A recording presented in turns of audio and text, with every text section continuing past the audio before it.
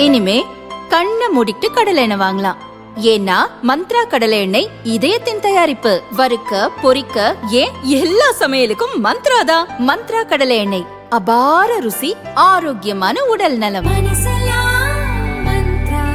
சென்னை தாம்பரம் அடுத்த மேடவாக்கம் சின்மயா நகர் பகுதியைச் சேர்ந்தவர் 36 வயது பெண். இவர் தனியார் பள்ளியில் முதல்வராக உள்ளார். இவருக்கு 10 ஆண்டுகளுக்கு முன்பு திருமணம் நடந்தது. குடும்ப தகராறு காரணமாக கணவரை விவாகரத்து செய்தார்.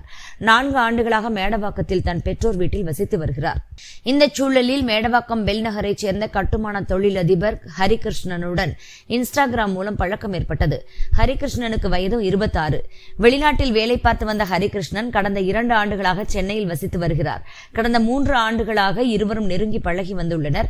சில மாதங்களுக்கு முன் அந்த பெண் வேலை பார்க்கும் பள்ளிக்கு ஹரிகிருஷ்ணன் சென்றார்.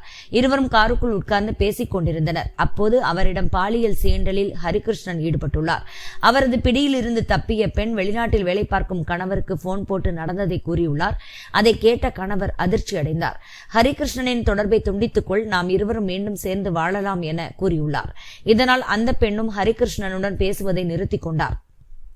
இந்த சூழலில் அந்த பெண் தன் கணவருடன் இருக்கும் புகைப்படத்தை இன்ஸ்டாகிராமில் பதிவிட்டுள்ளார்.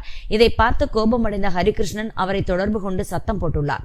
உடனே அந்த புகைப்படத்தை நீக்க வேண்டும் என ஆபாச வார்த்தைகளால் திட்டியுள்ளார்.